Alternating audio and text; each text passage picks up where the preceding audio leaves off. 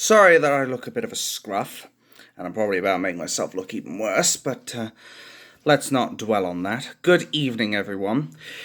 I'm pretty sure you were wondering why the hell I didn't post any videos on the websites that I said I would. Well, first and foremost is that every time I try to upload a video onto, I think I tried Odyssey and Rumble. I think I had Rumble Camera on here as well. But every time I tried to upload a video on there, it wouldn't. It simply decided, nope, I'm not having it. And it would come up with errors as well. So I was kind of left in a shitty spot where I couldn't post any content, all because of that shit, and because I can't exactly talk about Poison XIX, because otherwise, YouTube, the fascistic website known for its censorship, is going to put their third and final strike on me, and I won't be able to post here at all. Just had to check, my tongue looked blue. Anyway, the main reason I wanted to put this video out is not because I want to talk about Poison XIX, but rather, I want to talk about a more recent article that was put out. I believe, yes, raab says government needs to test Taliban will stick to their word. I'll link it in the description below so that you've got it for reference. And I'll be brief about this one because I think it's pretty fucking obvious what I'm thinking right now and what any other person in this country with 2 working brain cells or even 1 working brain cell would be thinking about this article right now. And my thoughts are, why are we testing to see if the Taliban will stick to their word? What happened to the phrase, we don't negotiate with terrorists? Someone want to answer me that? Send me a fucking postcard with all the valid reasons of why we're testing this? No? I didn't think so either. But Dominic Raab, to say he's gone off the deep end would be a monumental understatement. Because the Taliban are a terrorist group, as we all know. We've only been waging war in their country for the last, 20, 30 fucking years, bluntly speaking. And we've pulled out of their country. The US wants to blame us, which, I'm sorry, Joe Biden, you can have one of these and stick it where the sun doesn't shine, because last time I checked, George W. Bush was the one who asked Tony B. Blair to assist him in the war in the Middle East, mainly for control of oil. However, there was also a lie that was said by Tony Blair that was that there was WMDs in Afghanistan or Iraq or whatever. No, it was Iraq. I can't believe I forgot that. But he was saying there were WMDs when there wasn't. And he sent hundreds of people, if not thousands, to their deaths. Good soldiers dying on a false pretense. And here we have this twat, Dominic Raab, more like Dominic Hijab at the rate we're going, who is unequivocally saying we're going to see if they are actually going to be true to their word. Basically, negotiations. No matter how slight, it's negotiations with terrorists.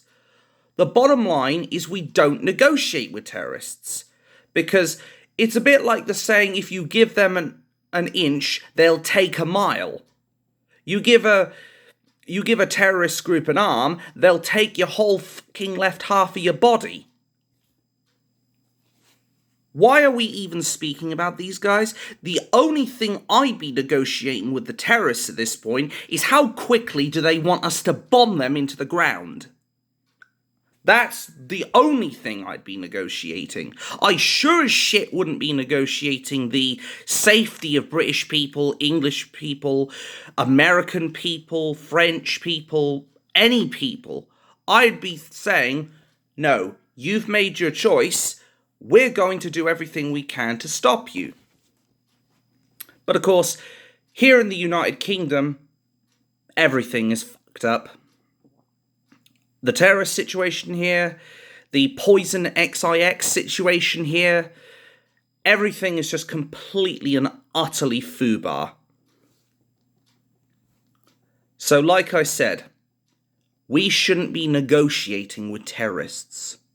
I can't emphasize that enough. And the fact that he insists on testing it, at best, that is someone who is incompetent. At worst, that is someone who is a traitor to their country. A traitor who will sell out the British people. Someone who will literally throw you under a military tank. Not even the bus, who will literally throw its people under a tank just to appease these terrorists. And quite frankly, I think Dominic Raab, in my humble opinion, which is subjective as always, he should be called to resign now for making such a stupid, ridiculous, abhorrent statement like that.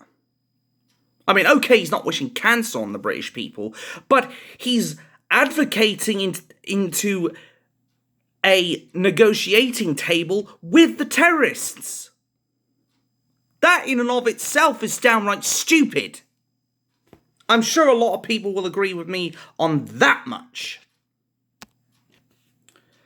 It is ridiculous, to say the least, that we live in a country that we have these kinds of nut jobs.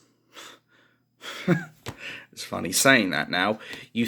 When you think of a nut job, you think somebody with a gun going around in our country mass shooting or mass stabbing, that kind of thing. You don't actually think politicians.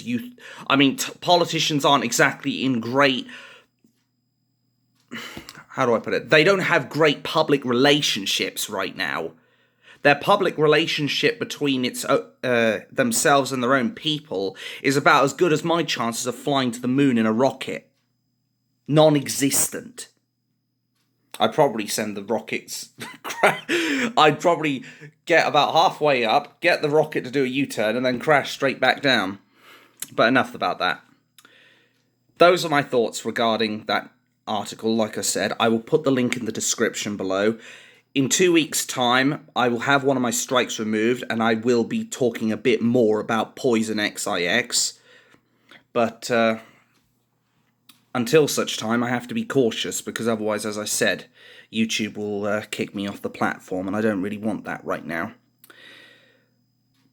But I will also be putting another video up, hopefully, as long as this one gets uploaded, about some of the other stuff that's been going on out there on YouTube and Rumble from some people. So thanks for watching, and I am, as always, very bad news for our corrupt establishment and this moronic idiot that is Dominic Raab, who thinks terrorists can be negotiated with. Thanks for watching.